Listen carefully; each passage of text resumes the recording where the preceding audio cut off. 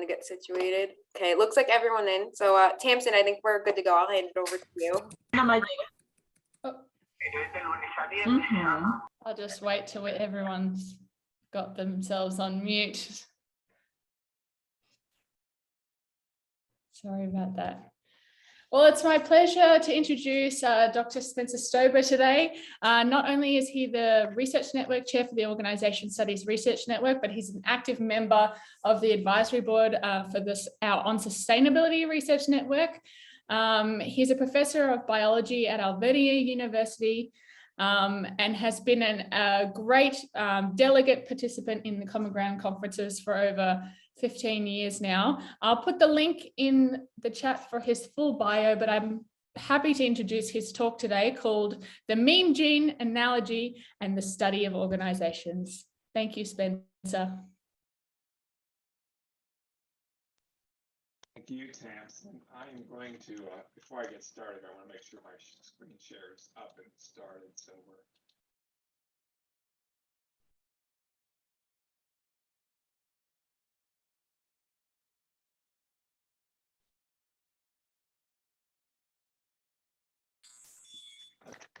going to get a little bit of feedback. Can you see that? And can you hear me? Yes, Hello? we can see and hear you. And the screen shows. Okay, good. First of all, I'd like to say thank you to all of you for coming today. And my talk really actually is a good follow-up to the discussion we had with Dr. Allen a few minutes ago. But I would like to say first that I'm coming from the perspective of a biologist, because I am a professor of biology at Alvernia University in Reading, Pennsylvania. And I'm coming as a social scientist because I now supervise dissertations in the social sciences after a long time as administrator in leadership at the university. So I want to begin by making a statement that first, whenever I use the word we, I'm actually talking about all of humanity, our entire species, and I'm thinking of it more from a biological perspective. Because if you think about it, we have a very primitive brain. It hasn't evolved a lot since ancient times, but yet we have very modern organizations with the ability to spread information rapidly and fast. And in a sense, if humans would go away, if humans would disappear from the face of the earth, we still have biological systems that are up and functioning. So, and how do they function and how do they emerge? These are the kinds of things that Dr. Allen talked a bit about in terms of how we can learn from that for our systems. Because keep in mind, social systems are by people, for people. We're assembling those systems and we're trying to figure out how they go and how they work as we go along. So I'm going to take a really a bird's eye view from a great distance and look at this situation. And the question is, how much control do we really have? So I feel the first point I was going to cover, and I think Dr. Allen did as well, we can learn a lot about social systems by observing natural systems. But I'm going to go into the meme gene analogy, which is a fairly old analogy, and I'm going to use that as a framework for a discussion, trying to get to the question as to how we can understand how both these systems are complex and adaptive, but the extent to which we understand biological systems, should it or not inform the study of organizations? And do we in fact have control? So to begin, I need to define meme and I need to define the meme gene analogy. And the person who originated that was Dawkins a long time ago in '76. And I'm just going to read this to you. Examples of memes are tunes, ideas, catchphrases, clothes, fashions, ways of making pots or building arches, and many more examples today. Just as genes propagate themselves in the gene pool by leaping from body to body via sperms or eggs, that's a biological perspective, so memes propagate themselves by leaping from the brain to brain of humans via a process which, in broad sense, we call imitation. Excuse me. Now, Dawkins actually got in a lot of trouble because of his statement and various other perspectives that he holds. But at any rate, Morris Bloch, an anthropologist, sort of took him off the hook a little bit on this because he said that he's an anthropologist, Morris Bloch, and he countered this idea that Dawkins was reducing culture to these bits of information that could be analyzed digitally or in the way we analyze genes, which I'll come to in a few minutes. But our anthropologist Morris Bloch suggested that working across disciplines may help us to better understand culture, because in his words, theory cannot be what is circumscribed by disciplinary boundaries. So disciplines have theory, but other disciplines should be able to access those theories, and we should be able to talk across disciplines once we learn each other's language. And hence, that's the challenge as a biologist in a social science arena. Now, we do know that with time, organizations learn and adapt via a process that may be analogous to natural selection. The study of this process is organizational memetics. One person that brought this to light was Price, and it builds upon the mean gene analogy. But we really lack a lot of evidence, and it needs to be empirically demonstrated. So in the chat, I put this particular reference, and I think it went out already in the chat, if I'll check at the end. But Shilale, Borgner, and Mulder in 21, they have an excellent article where they compiled a wide review of the literature. And they also talk about meme mapping techniques that can expose the diversity and interdependence of memes for stability and change in organizational cultures. Because if we're going to use the meme gene analogy, biologists have a long history of being able to chart the changes in gene and allele frequencies in populations and demonstrate how it results in the emergence of different varieties and species themselves and the whole process of evolution. We have a lot of information and we have done that. But in terms of the meme gene analogy, there's not a whole lot there yet that can actually look at organizations and map them into the organizations. And this particular article kind of brings us, it's a year old, it brings us to the state of the field. And I think it's worth getting a copy if you don't have one. But to dig into this deeper and to try and clarify that analogy and see how it relates to social systems, I'm going to go back to Dennett, the philosopher. And he said that, quote, life on Earth has been generated over billions of years in a single branching tree, the tree of life, by one algorithmic process over another. And I'm going to explain what he means by that. But he reformulated Darwin's idea this way to illustrate the controversial aspect of Darwin's theory, that a designer is not required for complex adaptive systems to emerge. And in fact, that's why Darwin's idea was so controversial, because you didn't need a designer, a creator, for the system to emerge from the non-living components on Earth. And that, of course, the controversy is still going on today in terms of evolutionary theory. Well, if we apply the gene meme analogy in its purest form, then you can ask the question, is a designer necessary? And we humans are the designer of our social systems, and it's complex and adaptive. So I want to dig a little deeper on this comparison, because it's fascinating, and I'm not saying I have an answer. So taking Dennett's work a little bit further, his idea of the algorithm, he described this process as having three components. First, there had to be substrate neutrality, an underlying mindlessness, and guaranteed results. Now I'm going to spell that out a bit. First of all, in biological evolution, the substrate neutrality is genetic material, DNA, RNA, and so on. The underlying mindlessness is the process of natural selection. We're experiencing this right now with Omicron. The new varieties emerged, and the selection process, this is how well they survive in the human population and other populations as well, other organisms as well. So the process has an outcome ultimately. Evolution has an outcome, and the outcome is a complex biological system. And in fact, you could look at it this way. In a species, there's a genome, and the genome is the sum total of all the genetic material of that particular species, which enables it to interact and evolve and be successful in its niche. But if we took that a step further and talked about the global genome, that is the sum total of all the genetic information which orchestrates the activities and interdependencies and all the system functions that make complex biosphere function.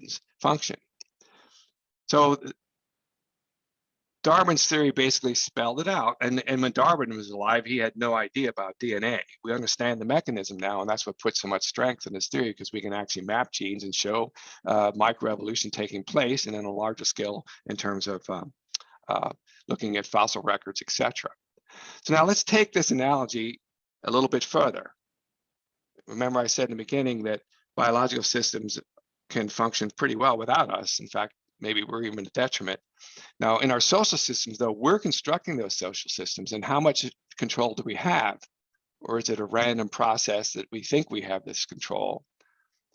Well, it's reasonable to be concerned that a rapid-fire communications coupled with a cacophony of information challenges our ability to reach consensus on the wicked problems facing our world.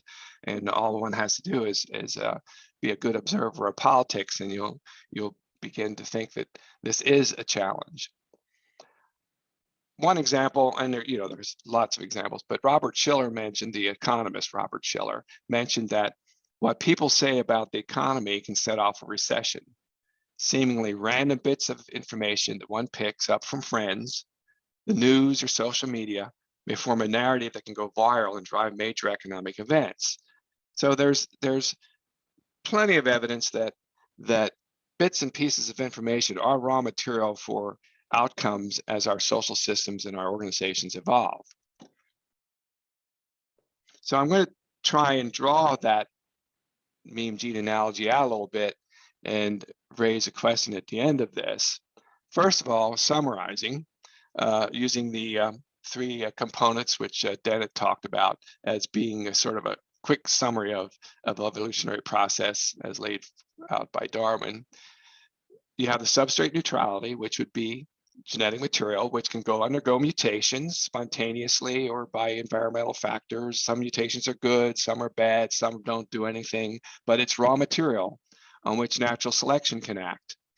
In Darwin's finches, there was a certain amount of variability in the beak size, and that enabled some finches to be more successful with different types of food types, and ultimately led to separation and evolution in finches, for example. And this goes on and on. It's repeated over and over through all life. But the guaranteed result is complex ecosystems. Now, take that a step further and go to the meme gene analogy. So this is where the empirical evidence is lacking. This is the whole piece where we need to study, and there's a need to understand and operationalize memes and how we can measure them moving through organizations to be able to make the same kinds of analogy that is done with the biology in evolution.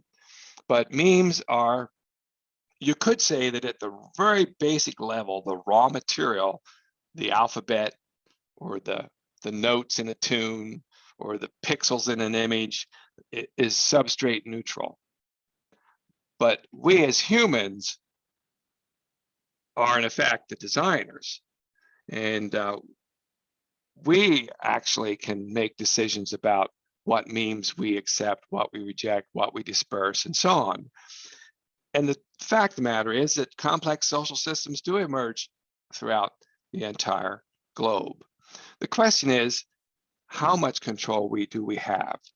And I think that Dr. Allen did an outstanding job of talking about how in organizations we can look at nature for the way the systems function, and we can use those analogies and metaphors to help guide us as we make decisions. And it's very, very, very practical, and it works. It works. At a real large level, it's a global level. The question is, how much control do we have, or do we have control within a margin of error? So, at any rate, the comparison between the two is still sketchy at best, but you can see how the meme gene analogy has some merit for consideration. Now, I'm going to just summarize what I said there and say that basically I think it's pretty solid that genetic variation in biological systems is raw material upon which natural selection acts in the evolution of the species, but it remains unclear whether memes are raw material in which we humans act to construct our social systems. It is clear that social systems, organizations are by people, for people, and we do assemble them. And yes, we have a very primitive brain, so to speak, and we have very modern systems, but through consensus and through diplomacy and negotiating, we come up with policies, constitutions, which in a sense are a surrogate for the fact that we have a rather primitive brain. So it's really important that if we want to construct our social systems, that we are able to negotiate those things in order to have some way of managing the norms and values that we need as a species to be able to interact with the environment in the long run. And of course, I tend to take more of an environmental perspective on this, being a biologist. And you could say that we as humans are perturbing the natural ecosystem quite a bit with carbon emissions and various other activities. So the viability of mimetic theory can be controversial, but nature-centered leaders recognize the possibility that environmental memes can create principles in the minds of people, and these principles can then serve as benchmarks by which we judge and mediate our interactions with nature. So by the same token, carrying what Dr. Allen said, by looking at nature and looking for ways that nature handles certain kinds of situations can help us create principles and guidelines for how we in our social organizations can act. So I do think there's value in learning how memes operate in line with that idea of selection, the meme gene analogy, because it'll help us be better at managing and functioning in our organizations. So I'm gonna come to, I've not been timing myself, but I'd like to have enough time for discussion. So I drew this picture, and I title all my pictures with 6 words, sort of to remind me of Hemingway's 6-word stories. But in a way, this one's titled "Nature Reigns with Might and Main." And it reminds me how fragile our systems might be when confronted with the actions of nature. So my question that I'm still wrestling with, and that is, does our clever nature and hubris blind us to the possibility that natural systems are more resilient than our many cultures and social systems? And I think that's a good segue for what the conference is going to be next year, where we're actually going to be looking at organizational resilience, because I think that that is a key component to us helping to survive as a species. So that is I also put that one, my references are at the end of the slides, but I put that one reference that I felt was most important in the chat, and I'm going to check to make sure it's there.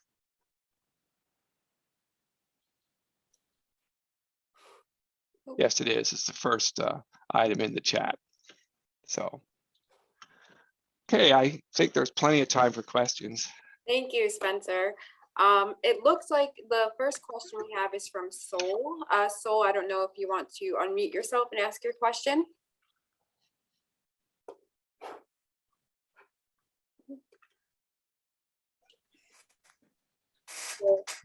I don't know. If you can't unmute yourself, you can type it in the chat and I can read it for you.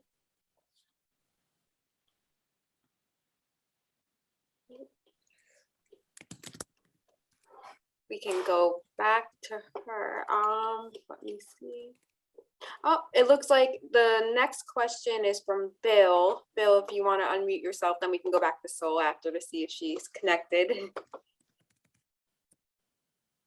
Yeah, thanks, Spencer, for that very, useful kind of talk, because, I mean, what I find useful about it is the idea that we live in systems, essentially, you know what I mean? And these, which are both, they're biophysical systems. Even organizations are that. We catch things from each other, and so the two things are very connected. But I'm just wondering, I mean, one of my questions is the processes whereby memes get around. are not necessarily that, or it's a question really. What are the differences between the processes by means of which memes get around and the process of natural selection? So natural selection, as I understand it, is truly random and truly arbitrary.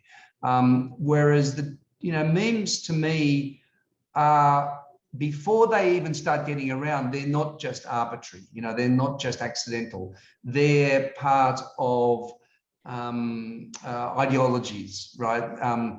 They have agency.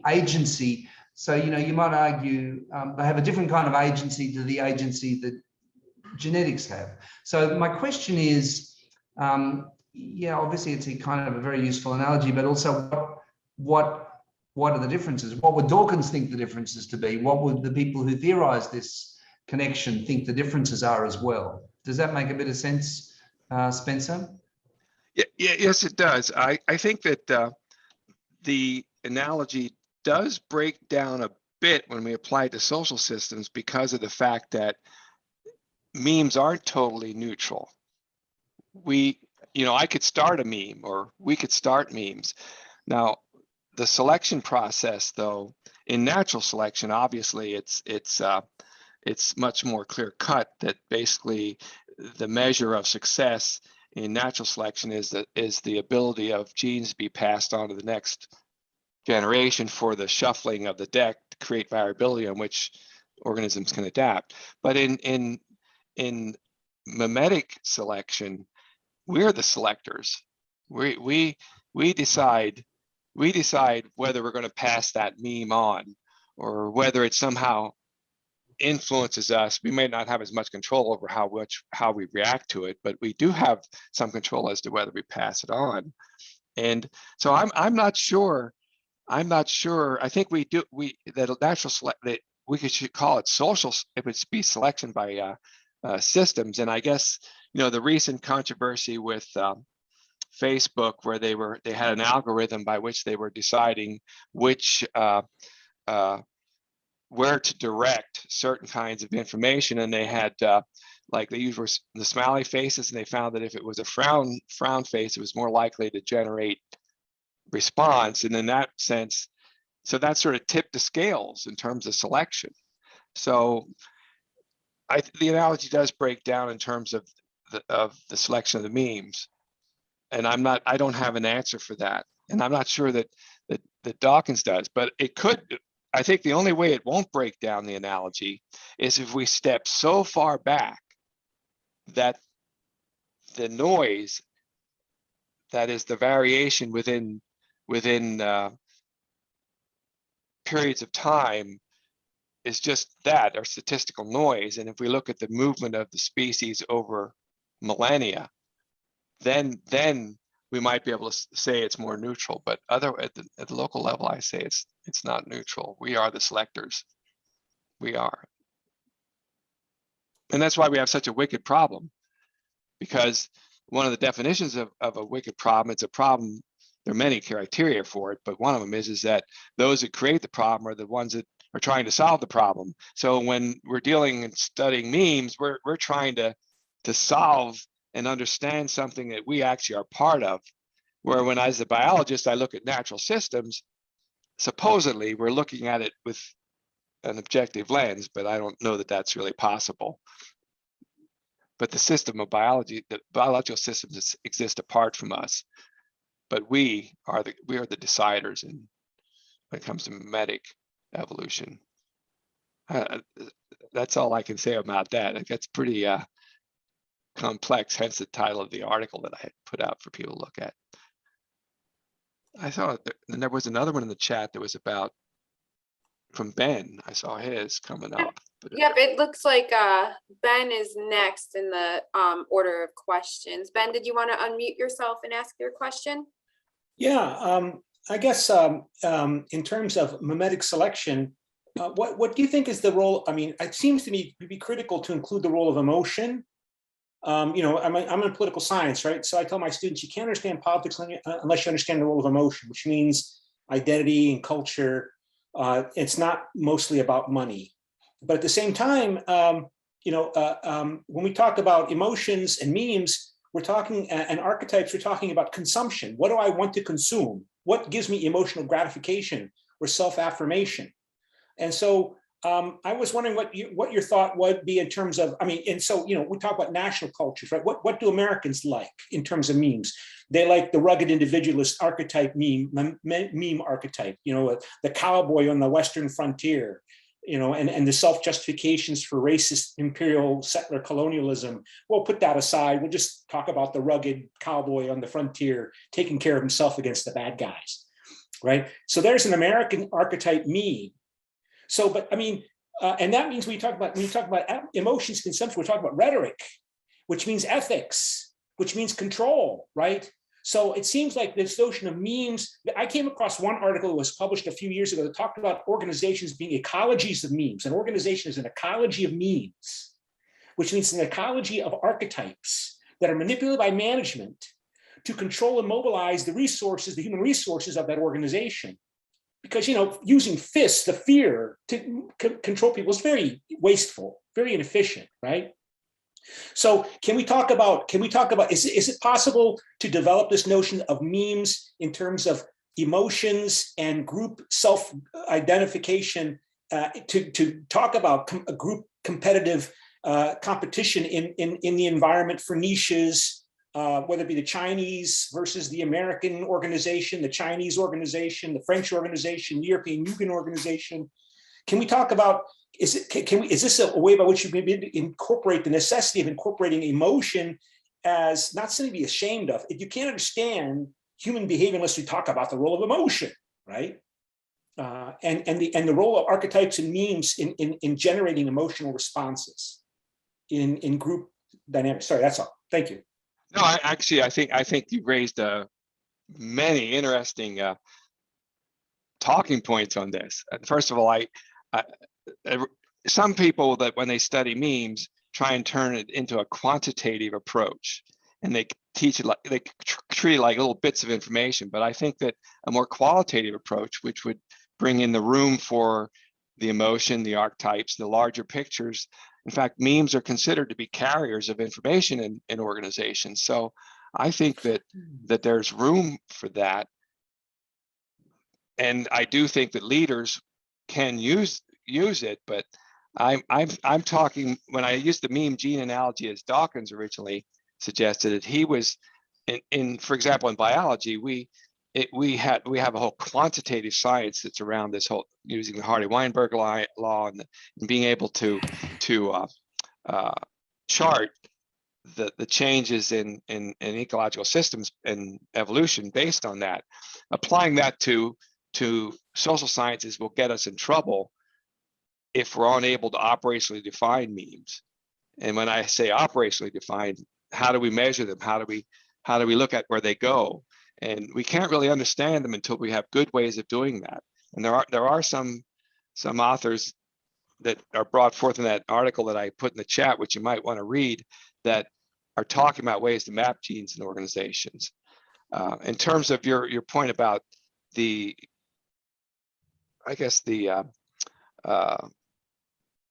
be more like meme plexes or archetypes, a larger overarching, that there's certain memes that are associated and held by certain groups. Yes, I think there's a real possibility there. And that's part of the evolutionary process, because we tend to listen to what we tend to be sharing information that we are people we agree with.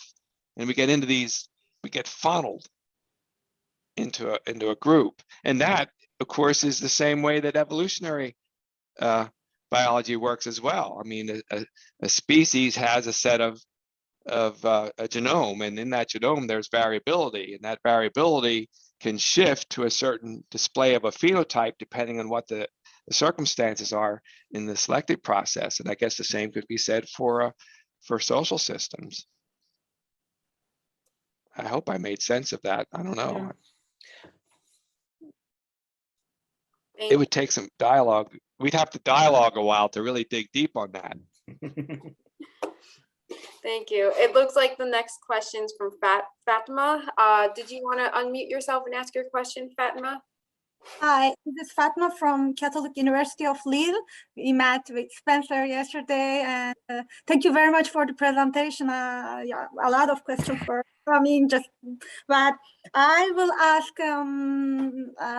one question which is quite related to my domain, because I study workplaces and I'm very interested in how people are linked to their team, to their manager. This human issue is really my question. And each of us has our specific places in the system, such as like home, workplace, leisure places, etc., that in the ecosystem that you explained. When we improve ourselves in different life cycles, it might be a professional life cycle, or it might be a private life cycle. It might be natural, biological life cycle.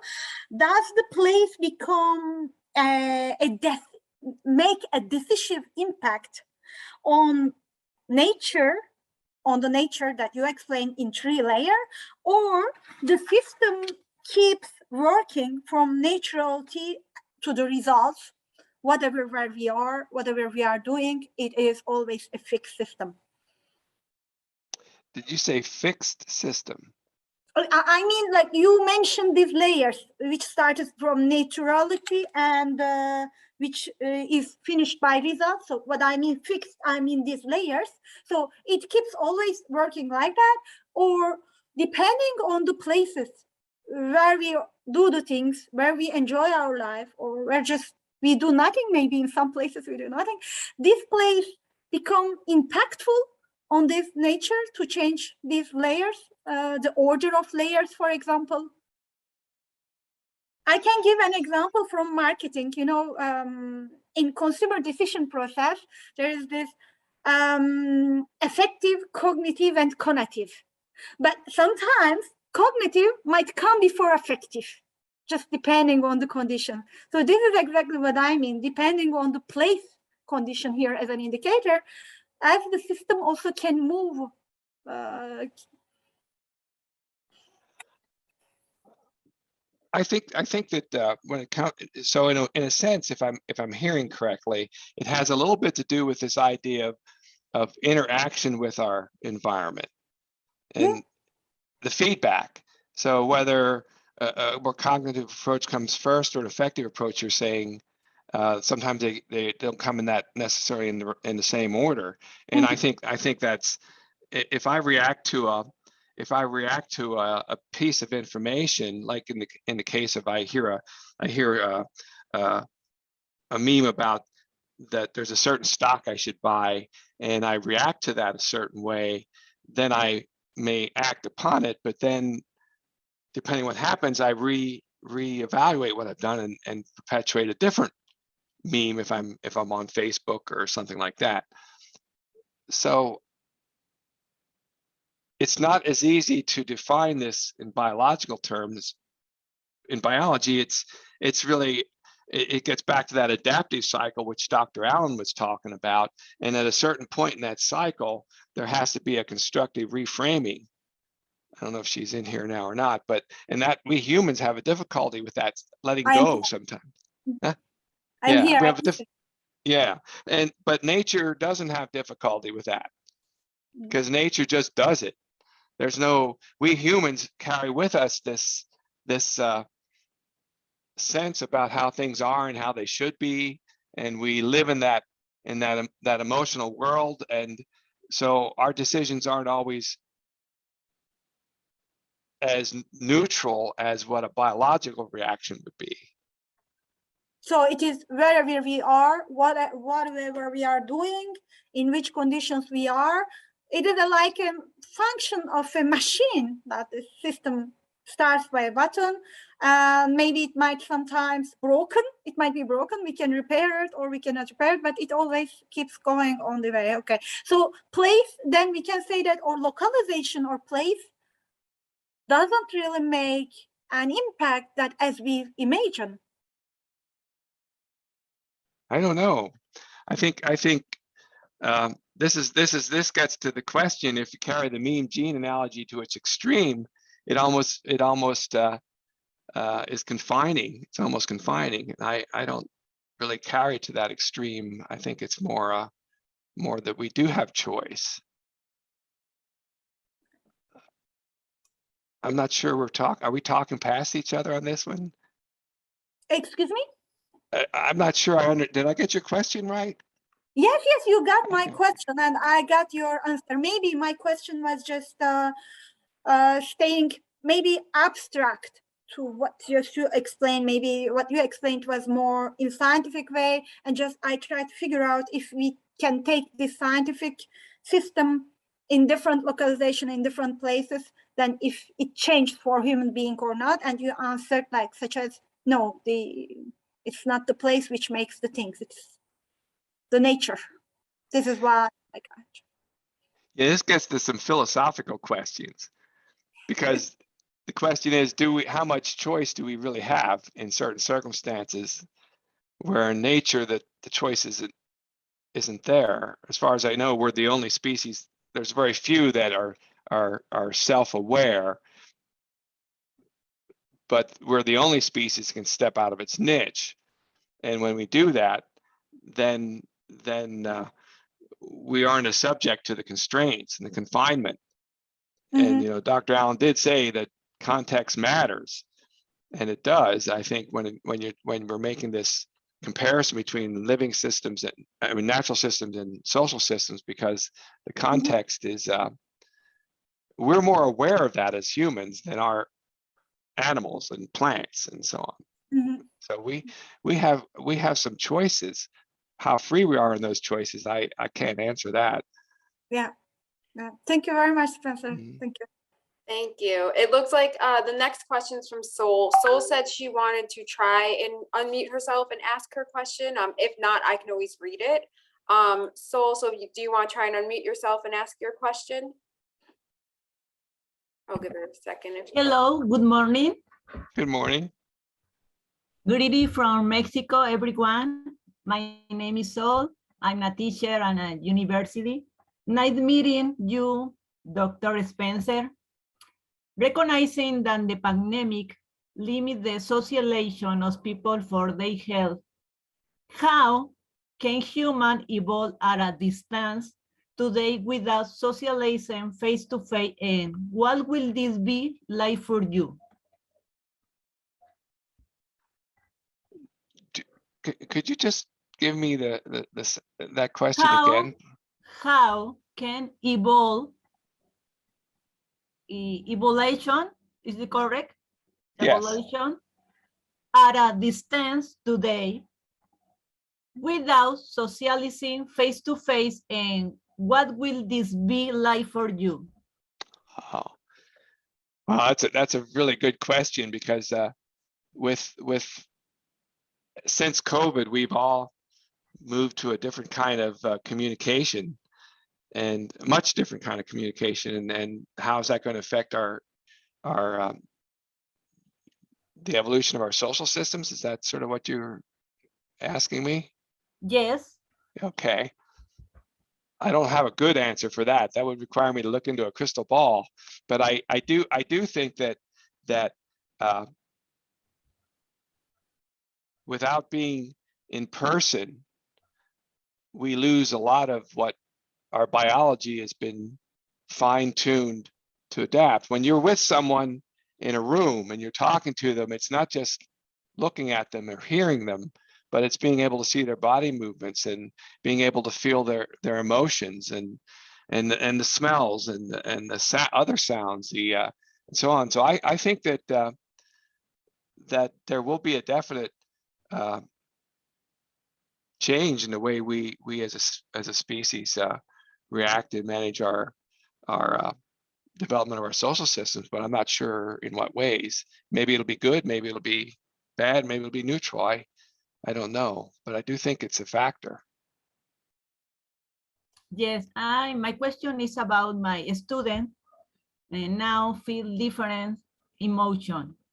And sometimes they are sad, sometimes they are angry, and because they don't talk face to face. for me is the important the question for you, Dr. Spencer. Well, actually, this is one of the criticisms that Dawkins got about his meme gene analogy, and that was the idea that it discounted the cultural aspects of our communications and reduced it to this idea that you could analyze it like we do genes in genetics and biology. So I think in respects that this could be an inevitable outcome of the way we interact at a distance. Actually, it's a reality, yes. And the classes maybe in a future will be on screen, no face-to-face, because in Mexico, the horrible virus is the people is sick now. Because the director, the principal, the teacher are at home, and we are classes on the screen, no face-to-face. If the student has different emotion and different expression, different attitudes, for me it's important how can I do or how can I them help in this moment? Help them. Is the correct help them? Yes, yes. Well, I can talk about that from the perspective of how I experience in my classes, and we in our universities are trying to go allow students to do either hybrid or come in person, and but I do find that if I have a hybrid class and some are outside on Zoom and some are in the classroom, that it's not as effective communication as when I'm all one or the other. Yes, because in Mexico, I can hybrid classes. Sorry, Dr. Spencer. Now I can't hybrid classes. Thank you for answer and nice to meet you. Thank you. It looks like we have a question from Mary, but she's not able to unmute herself. So I'm going to read her question for her. Her question is, natural systems have been catastrophic, destroying species and transforming planet over time. Human nature seems equally self-destructive of planet and each other. It seems all our thinking to date is out of sync. What are your thoughts on that? Wow, that's it is very true that if one goes back and looks at the origin of life all the way to the point of today, there have been great losses of species and changes and so on. And it is true that if you go back and look at human civilization and you look at the different groups, there's been catastrophic collapses of societies and so on. I think my opinion is that we humans overestimate our ability to live in harmony with the environment, because in normal species, whatever it might be, whether it's squirrels or wolves or pine trees or whatever, there's what we call a population growth curve, and the population grows if it's successful, and it reaches a plateau, and that plateau is usually in balance with the environment, where there's a give and take and a harmony with the natural system. We as humans have been able to step out of that because we have developed technologies which enabled us to increase the carrying capacity of our environment quite successfully. Although some would argue that we have a progress trap we've run into. It wasn't my term. I think it was O'Leary and Wright made the term famous. And one of our progress traps was the burning of fossil fuels. And even though the burning of fossil fuels enabled us to increase the carrying capacity, stepping out of our niche, stepping away from other ecosystems, we are reaching an upper limit, an upper capacity. And the question remains, can we get back in harmony with natural systems? At this point, it looks a little bit unnerving, as all of you would know, following our efforts as a species to reach accord with climate mitigation. So we need a global meme that gets us all on the same page, but I don't think we're gonna. I think Greta Thunberg was almost there. She struck a chord, but it went viral. But I'm still remaining less optimistic about that. So that's not a very uplifting answer. I'm sorry. Thank you. It looks like Fatima has another question. Oh wait, Mary just asked a follow-up. Can we also look at the natural systems not just as destructive, but also progressive? Isn't there another side of the coin? Oh, I agree. That's why I like Dr. Allen's talk so much, because I think she did such a great job of looking at specific lessons that we can learn from nature, and then took the steps to say, well, how can we apply them in our organization? So I think there is a positive side. My talk here wasn't at the organizational level.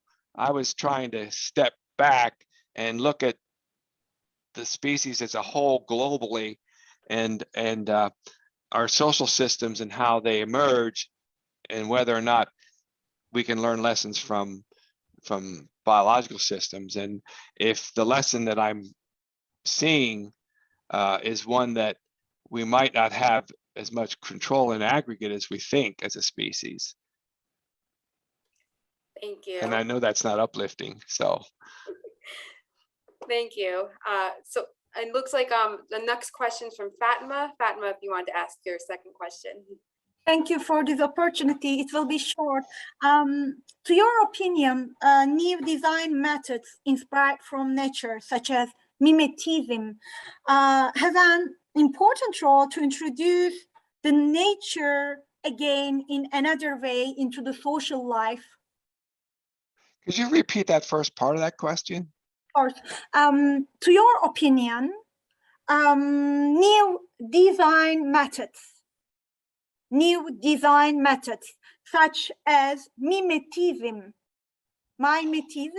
yeah, has an important role to introduce the nature again in another way to our social life, or are they just artistic applications? Okay, so I wanted to catch that. So you're talking more like architectural design, city planning, and all the kind of things that bring us into nature. Is that what you're saying?